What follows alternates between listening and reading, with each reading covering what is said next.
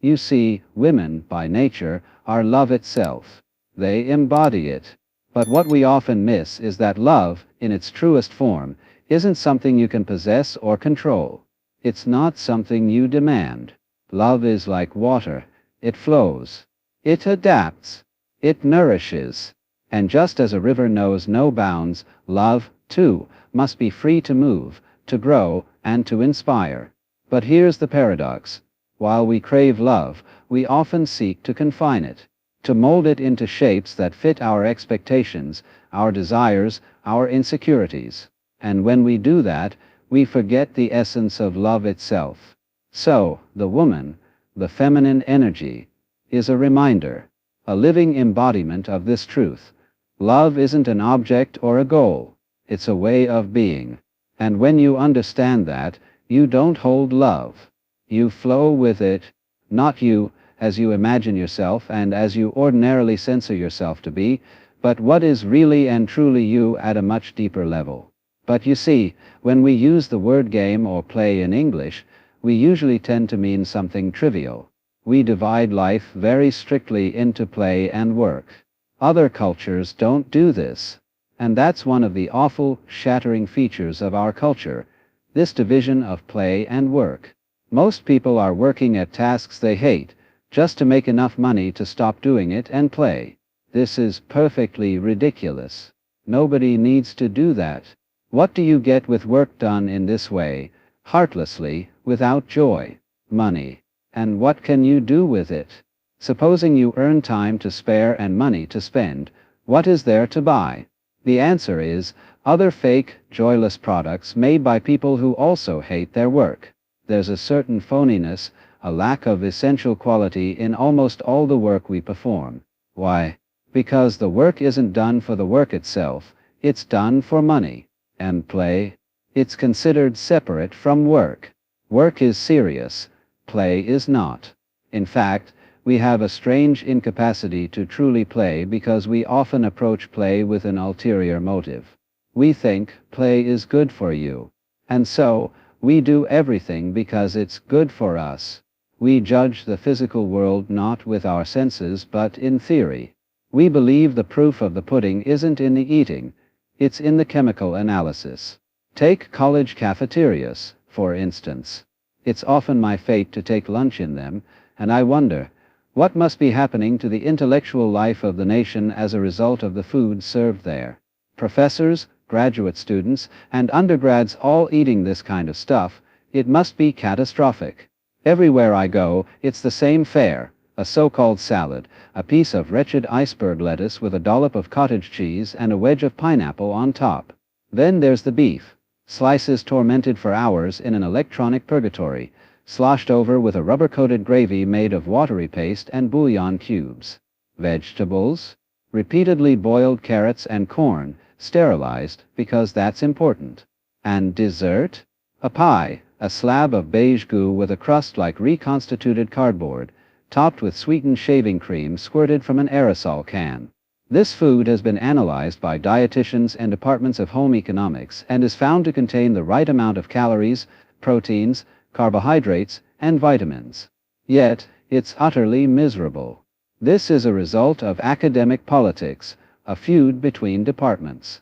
Home economics has won out, rotting the brains of historians, anthropologists, mathematicians, and physicists with this miserable fare. And why? Because everything is judged by whether it's good for you. But if you inquire carefully into what this good for you is, it's taboo. The whole culture would fall apart if we found out what it truly means. What is this good? It's always something in the future. It never happens. All these vitamins and nutrients do is keep you in a state of survival, never catching up with anything. Because, you see, time is strictly an illusion. There is no such thing as time, just as there's no concrete thing called the equator. Time is a measure of motion, like latitude and longitude are measures of the Earth's surface. But there is such a thing as timing. Timing is skillful rhythm. And you can't attain proper timing if you're in a hurry, if you're rushing to the future. The future is never going to arrive. When you hurry to get to it, you're always punished. For example, instant coffee, TV dinners, airplane food. All these are the result of the illusion of time, that there's something good for us we're going to get to. This illusion stems from an educational system geared to literary and mathematical pursuits, training people to be clerks, salespeople, insurance agents, and bureaucrats. Material competence is taught only reluctantly, and only to those deemed too stupid to be intellectuals. As a result, the basic arts of life, farming, cooking, dressing, furnishing, lovemaking, are utterly neglected.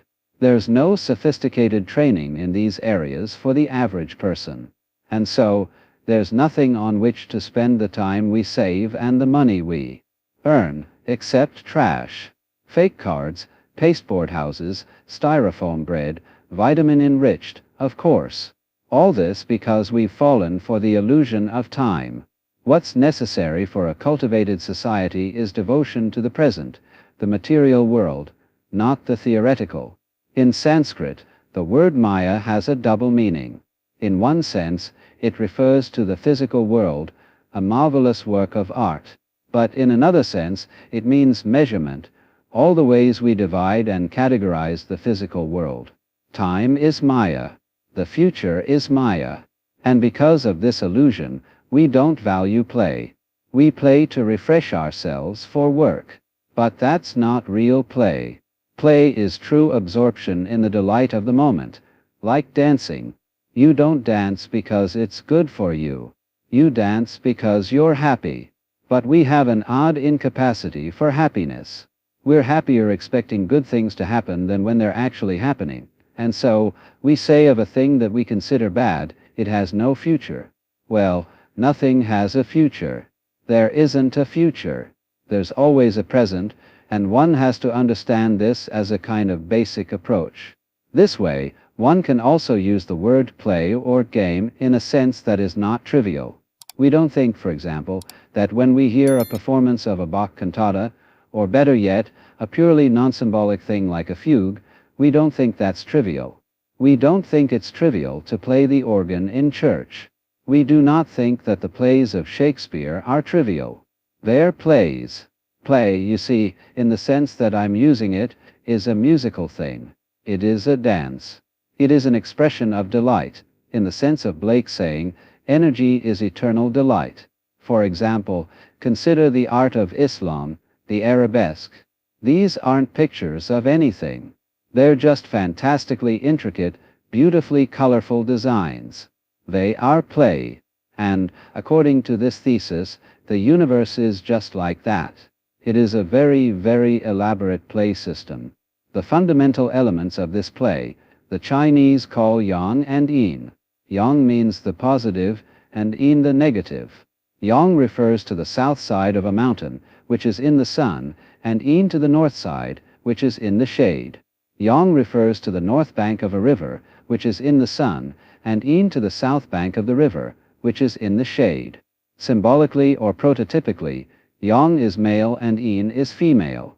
That's not to cast any reflections on women, but rather to say that yang is aggressive, and yin is yielding. Yang is convex, yin is concave. Now, here's the secret about opposites, just as important as realizing that there is no such thing as time. The secret is this: they appear to be as different can be. We say of opposites like black and white that they are poles apart. But in using that phrase, poles, you imply a connection between them. Just as there is a connection from the north to the south pole of the Earth, or between the north and south poles of a magnet. They are two ends of the same stick, two sides of the same coin, two opposite points on the same sphere. And that means they go together. In Chinese, this is called arising mutually. As Lao Tzu says in the second chapter of the Tao Te Ching, when all the world knows beauty to be beautiful, there is already ugliness. When all the world knows goodness to be good, there is already evil. For being and non-being arise mutually. What confuses people is that they don't see this. They think, for example, that the positive is something real, whereas the negative has less reality, that it doesn't exist. We think that, for example, the space in which this universe floats is a nonentity. It has no importance. And because we see energy manifesting in the positive aspect of things, and no energy manifesting in the negative, we're afraid that energy, and its delight, is threatened by nothingness. We fear that it's going to be swallowed up, and that in the end, darkness will win. We feel that about ourselves, and we feel it about the universe as a whole. Because energy is effort. And effort, after a while, tires us. You can't keep it up. And so, we think darkness must win. According to Chinese philosophy, that is a hallucination. Because energy cannot be manifested without inertia. There must be something to push against for there to be any manifestation of energy. You cannot dance without a floor to use your energy against. When energy, or any kind of motion, is completely unobstructed, there's a sort of squash, a fizzle, and nothing happens. Because fundamentally, as we shall see, motion is only realized when there is stillness. And so, energy is only realized when there is inertia. The positive is only realized when there is the negative to bring it out. These things work together. But when you don't realize this, you become anxious. You are afraid that the dark side is going to win. Now, that's always going on. So, if you are disposed to worry, there is always plenty to worry about.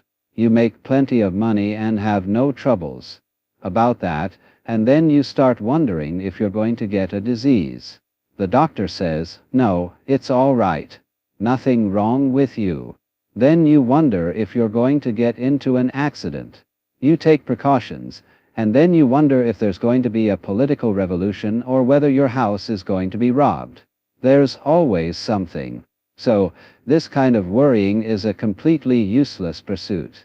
Yet, we feel a little guilty if we don't do it because it's somehow ingrained in us that a proper amount of worrying shows good responsibility. It's a sign that you're concerned. Paul Tillich used this word, concern, in a special way. Quakers always use the word concern, and so do socially conscious people. When we say, I'm concerned, it means, I have a frown on my face. I'm worried about you, about the nation, about the war. Tillich said that religion is ultimate concern. He described God as the ground of being, borrowing from Eckhart. He preferred this term because God still carries associations, while the ground of being feels more abstract and neutral. The ultimate concern, then, is about the ground of being. Well, I'm not so sure about that. I knew Tillich, and he was a wonderful man. But when I think of concern, I interpret it differently. Instead of a frown or worry, I see it as something more like amazement. Existence is peculiar. I can't fully explain the feeling because I don't know quite how to phrase the question about existence. What is it? Why is it? If you were going to have an interview with the Lord God, and you only had 5 minutes to ask one question, what would you ask? You'd have plenty of time to think in advance, but you'd realize, question after question, no, that's not really it. That's not what I want to know. Do you exist? No, that's not it. Am I having a hallucination? No, not that either. How can I even be sure this isn't a hallucination? Eventually, you'd reject all those sorts of questions.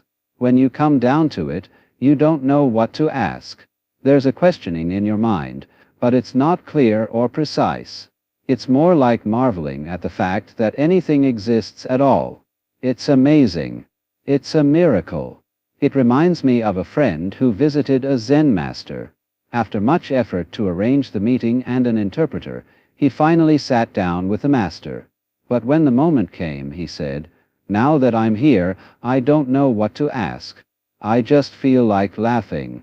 The Zen master replied, well, laugh. And they broke into laughter. That feeling of wonder, the marvel at being, is what I mean by ultimate concern.